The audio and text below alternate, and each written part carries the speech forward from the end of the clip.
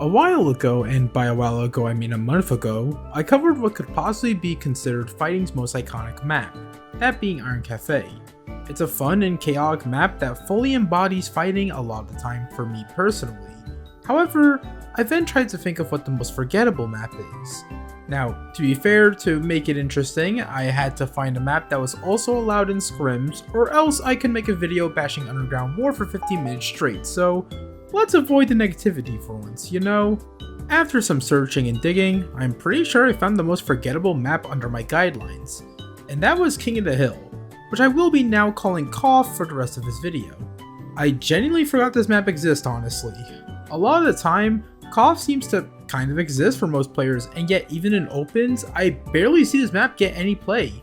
While I don't think this map is necessarily bad by any means, I was eager to see others' thoughts on the map and how it resides in a casual and competitive lens. So, with this newfound knowledge of opinions, I wanted to see how people thought of this map.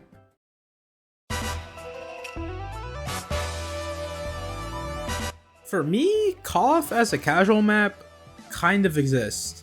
I will admit, the vertical aspects of this map make it stand out a lot more, especially as a Conquer map.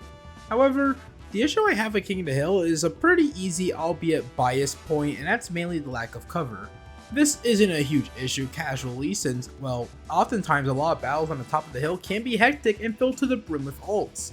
And since the point is fairly small, ranged players might not even notice the point or just can't really pepper you from the spawns.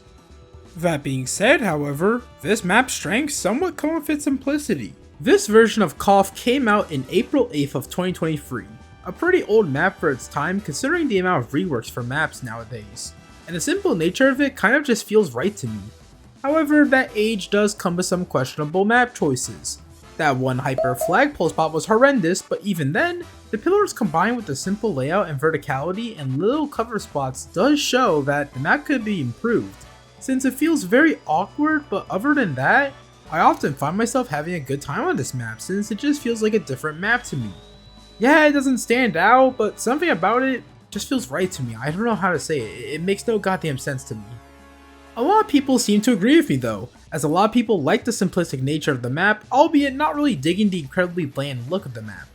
But a lot of people seem to not like the map gameplay wise, mainly due to this lack of cover. I already touched on Hyper Laser being annoying on this map, but the factor is just very apparent on this map, unfortunately for most players, but some do like this factor sometimes. Others also point out the snowball nature of this map being a positive and negative, as that could turn off casual players a lot due to natural advantages with high ground, but it was a cool thing to see. Adding up all the scores given, we see a lot of scores around the middle and upper portions of scores, and rounding the scores together, KOF gets an average score of 58.95%, which is pretty low considering what Iron Cafe had, but hey, it could always be worse. What really intrigued me was how this map is on a competitive lens, as it's a lot more varied on that front. So let's see what they thought of it. Or more so, how much they don't like it.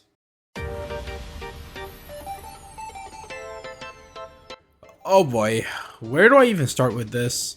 One common issue I have with some maps is how one-sided maps could be due to range choices or just awkward map design. It's not like snowball maps like Bowling Alley, but rather how much of an advantage a team could get either due to comps or just general map design. And unfortunately, King of the Hill is by far one of the biggest offenders in my eyes.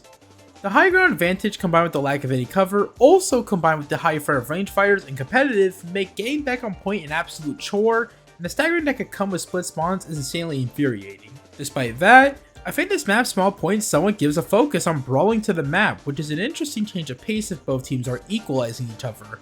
It's just that the map could kind of have an issue in the same vein as something like Roblox Arcade or Bandland, where range control the map pacing, but the point can contain brawling. However, it's not to the extreme case Bandland has. There's more to say I'm not a fan of the map, but I won't outright hate it. The dedicated voters I asked, however, oh boy, they don't like this map. A lot of people complain about how easy it is to snowball out of control, combined with the high vantage points and lack of cover, which can make pushes insanely hard to do on this map. A lot of people point out long rollouts, separated spawns, and of course, who could ever forget the range complaints because we love range characters. Some people do fight against it. Some people refer to how healers aren't that great on the map, which can shake up Conquer team compositions, or how the map's weird layout and brawl emphasis on the point can be decent things about the map people don't talk about. Besides that, a lot of people just don't like this map at all. Tallying up all the scores by our voters, KOF on a competitive level gets a miserable score of 45.46%, which is almost hilariously bad for a map to get, which kind of signifies not a lot of people like this map at all. After doing this experiment, I then asked the people a very simple question for casual and competitive. Is KOF overall a good map in its settings? The options were yes, 50-50, and no. On the casual side, 41.9% of people said yes, while 50-50 was a close second place with 39.5%, and no being behind with an 18.6%, giving the majority of this map casual-wise to yes, albeit barely. On the competitive side, things were much different. The 50-50 option was first with a crazy 51.2% of voters saying this, and unfortunately, or fortunately, no was in second place with 33.7% of people, with yes falling short at 15.1% of the people. This gives the majority of this map to 50-50 by a pretty steep shot, but it was somehow close to being a no. Okay, so like the Iron Cafe video, we don't really learn anything from this experiment, but we can learn that not a lot of people are fans of KOF in general, and find it to be a very forgettable map a lot of the time. However, as old as this map is, it still has its fair share of fans and at least isn't a widely hated map unlike some other maps in the game. And despite being a range heavy map, I find it to not be too oppressive compared to the other maps, and I kind of don't really mind this map all too much. It's not great, but it has somewhat aged okay, I suppose. And even though it's not well liked, that's the least it can do. Maybe this will be the last map we talk about for now, but until then, maybe we are content.